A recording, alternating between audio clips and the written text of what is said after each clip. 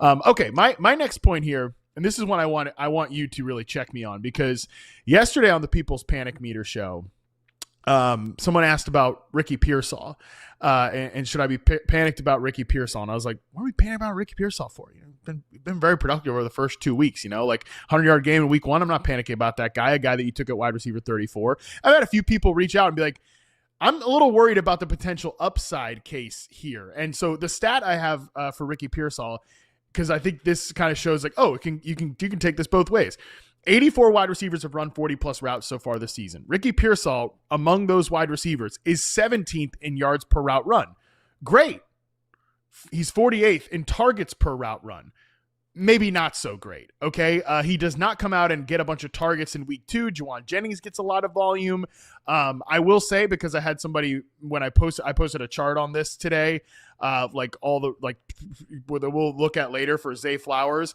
If you actually take out like screens and sacks and scrambles, like Ricky Pearsall goes up in terms of targets on those plays. And I think a lot of that goes to show like, yeah, there's guys that get screens in this offense and Pearsall is not one of them. Christian McCaffrey obviously does.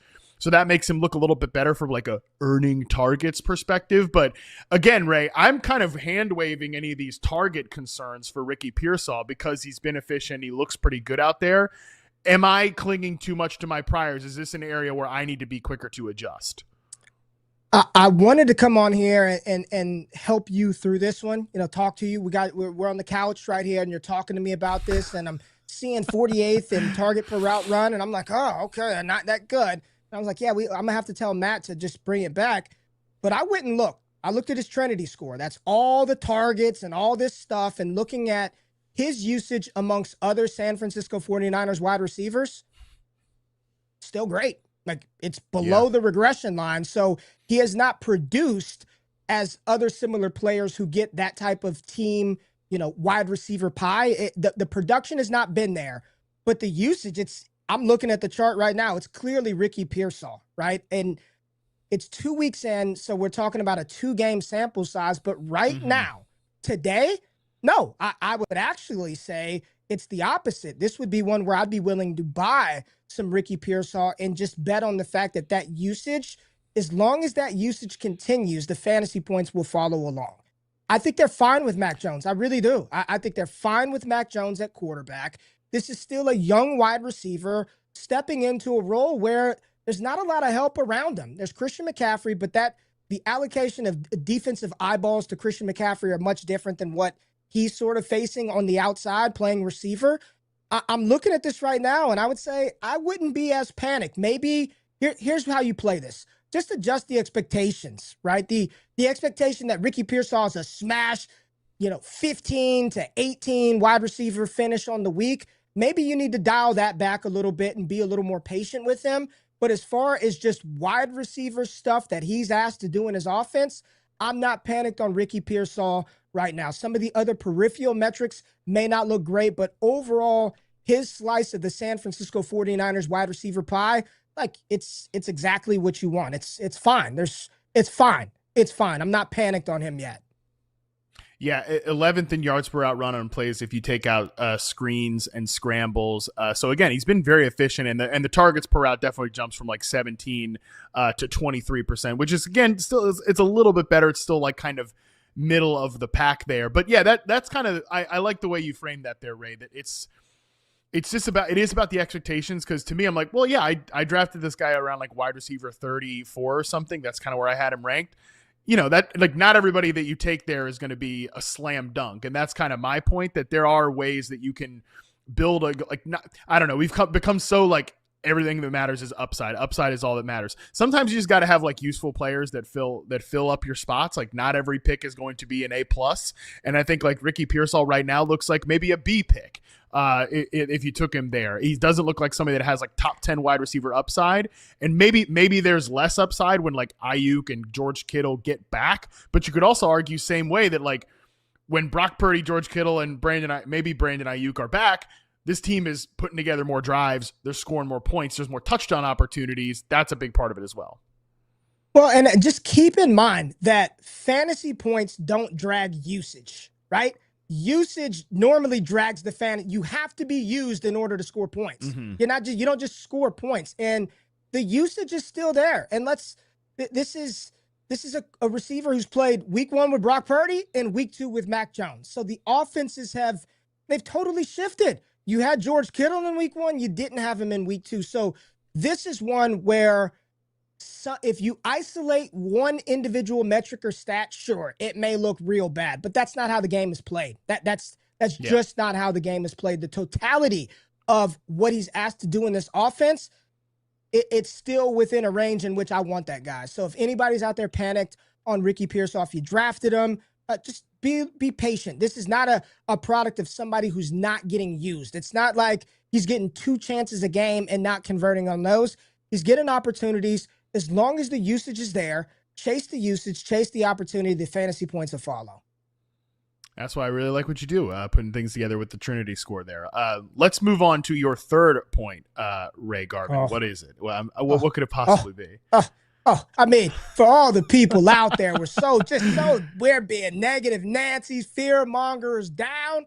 Well, let's pump it up then, baby. Let's pump it up because Odunze season is here. Matt Harmon, what we got on the screen? Well, we got 10th in team receiving yards. He's 11th in receiving yards per game. He's 12th in target share. 3 receiving touchdowns, tied for first. I'm looking at his Trinity score. He's the guy that's being used despite how bad Caleb Williams has played in the second half. It's pretty clear that Odunze's usage weeks 1 and 2, this is the guy, Matt. This is the guy for Ben Johnson. He's big, he's fast, he's explosive, he's a massive target. It's almost like this guy was a top 10 pick.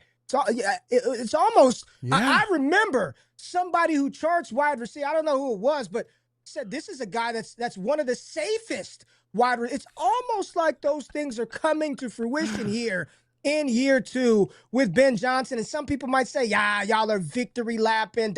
Week 2, you're damn right I am. Damn right we are. Matt Harmon. You're damn right. Odunze season is here.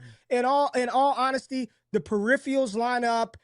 His play, and there are a couple of plays where he left him on the field, right? It's some difficult grabs, but could be even more productive right now. If there were any concerns, I know there were people who were still nervous about starting him going into week 2, but if there are any concerns about him, his ability to play well in this offense, his ability to be a dominant alpha level wide receiver, we are just getting started. Odunze's arrival is here. No question. He's getting the usage and he's coming through with it. Like, that's the thing. Again, I'll reference that chart that I put out about like when you take out screens and scrambles from the yards per out run, targets per out run, he's in the same group, like same placement as CeeDee Lamb and Jamar Chase. And like CeeDee Lamb's left a couple plays on the field in week 1, as you know, against the Philadelphia Eagles. And like same thing with Odunze, man. Like he's left a couple plays on the field and he's still coming through. That's what the best receivers in the NFL do. And, look, we got a long way to go before we can say like Odunze is one of the best receivers in the NFL. But he certainly looks like he's on that upward trajectory because, he left a couple plays on the field back to back against the Detroit Lions. There was the one deep outbreaker that Caleb Williams put in his vicinity in week 1 that like, is it a drop? Is it not? Like he gets the hands on it, but it's like right at the edge of his range. We start pulling those passes in, then we're talking about an absolute smash. And he's already been that based on the first 2 weeks of the season. And I love the way that you set it up there at the top that even when you watch this guy on film and you watch this offense, you can tell who things are setting up for. Like he's not in the Amon-Ra St. Brown role, quote unquote, but he is being moved around the formation. He's in motion at the snap. Like route concepts are being used to open up these in-breakers. And guess who's running those in-breakers? It's Odunze. Like that's what this offense is based around. And Caleb Williams started taking those shots in week 2, where week 1, my big criticism for him was, he didn't take the plays over to the middle of the field when they were there. They were open, there were throws, and he just didn't take them. Week 2, Caleb took them.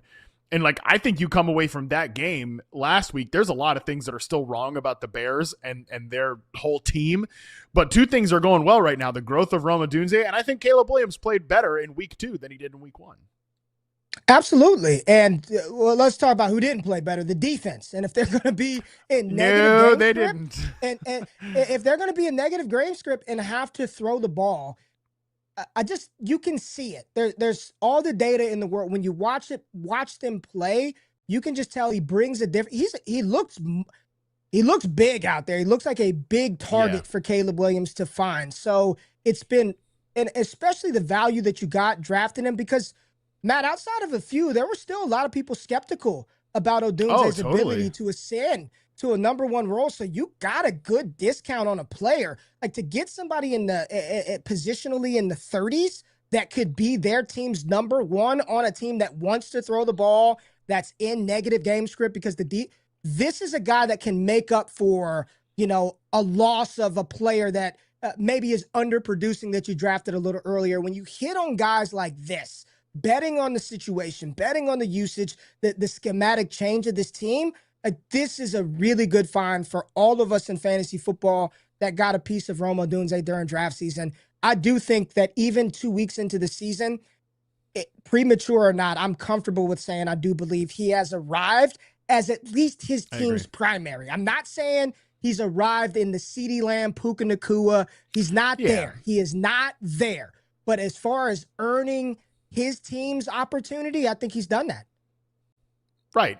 And everybody can only produce within the context of their team, and every team is very different. That just, and even going back to last year, Ray, this was my point in the offseason. I know we talked about this, constantly hearing about like, well, yeah, his yards per route run, his targets per route run. It's like, you got to remember the context of the team that he is playing in is very different than like what Brian Thomas Jr. or Malik Neighbors or Ladd McConkey, those guys were playing in, the guys that were super efficient producers in year one. Like, they're going to and that's not to take away from anything those guys did as a rookie. That's the thing. It's like, you don't have to rip down those guys to push up a guy, like be like, hey, Rome Odunze can be this year's Jackson Smith and Jigba, right? We did the episode where it was, well, all of those same concerns were present about JSN coming out of his rookie season. He didn't earn targets. He didn't produce yards per out run, this type of stuff.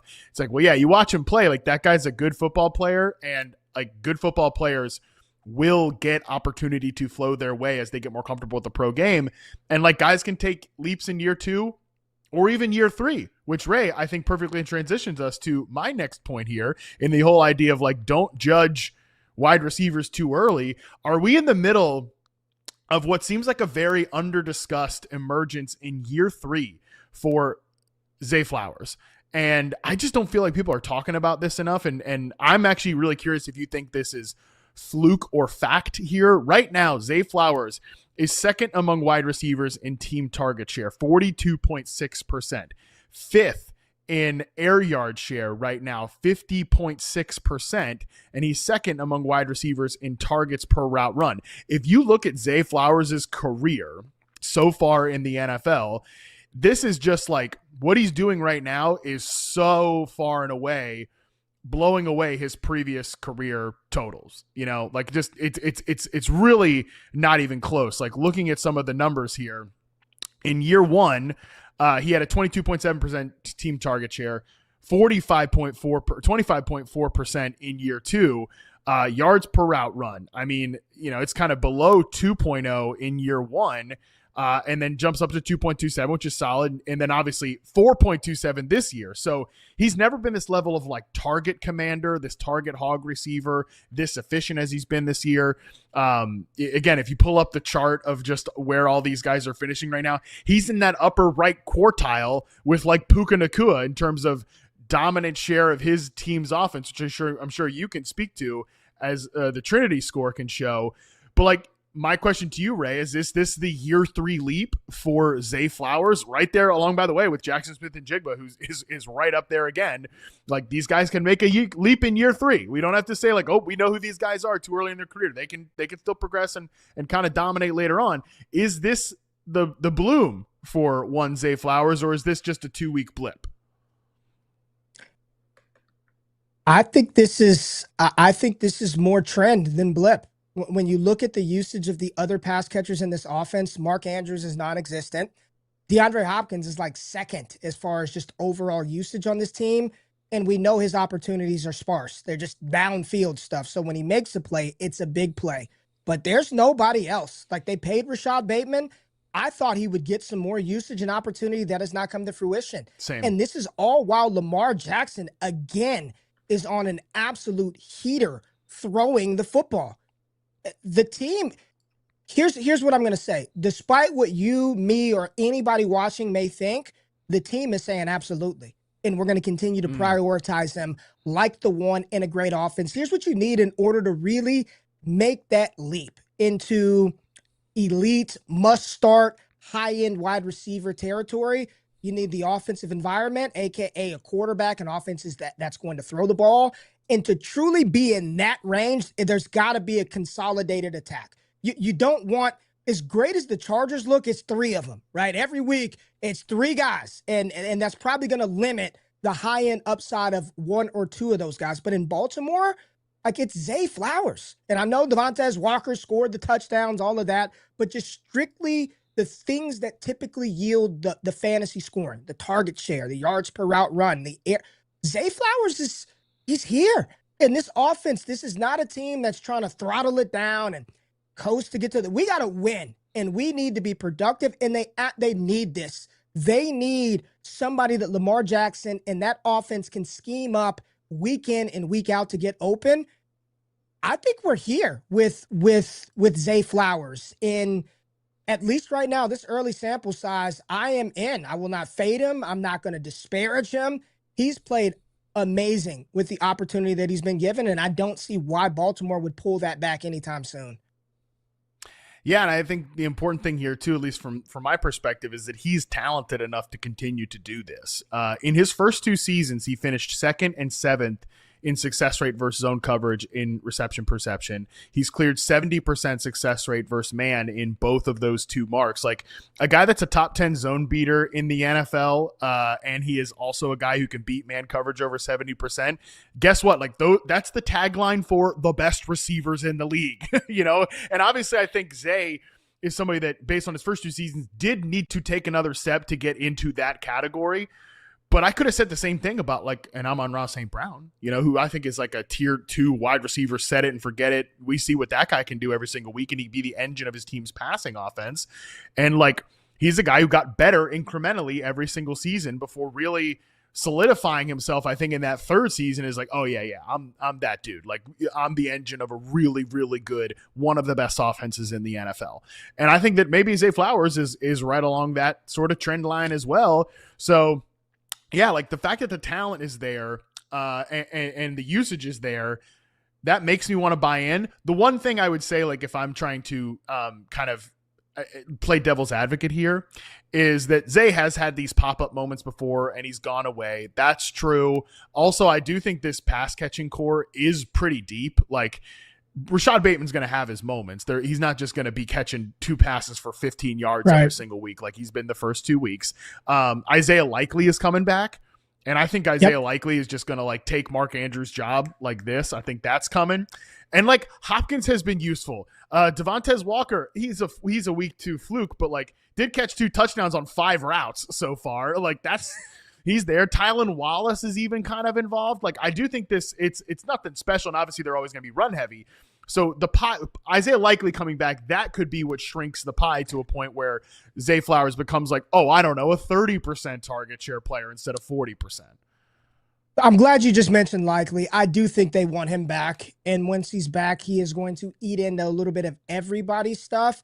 And I guess the only other thing that's a little concerning is I don't know if he's the dominant go-to red zone, end zone target guy. I think Lamar's just going to throw to whomever, run it.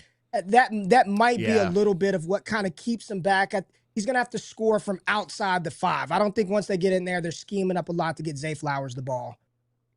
Yeah, that's a good call. Like, his touchdown ceiling could, I don't know, maybe be like what? It could be like an 8 touchdown season. That would still be great for a guy that I had ranked at wide receiver 21. And, you know, every time I'd log into, like, Fantasy Pros, like, players are really ahead of consensus on Zay Flowers at wide receiver 21. I'm like, I don't know. I'm comfortable having, like, the guy that's going to get the most targets in the wide receiver room from the reigning MVP. I'm like, I'm okay with that. But again, it might bring him down a little closer to that as opposed to, you know, where he is right now. But I'm glad that we're kind of seeing the same thing with Zay Flowers. Like, to me, Ray, the lesson there is just, I mean, maybe the lesson of the entire show so far is just patience. Like, we don't want to rush to judgment too much on these rookie running backs, wide receivers in the first year, second year of their career. Like, it can be a leap in year 3. And I think that is, to some degree, we'll find out just how high the leap goes, but we're seeing some sort of leap right now with Zay Flowers, which is pretty damn cool for the Baltimore Ravens offense.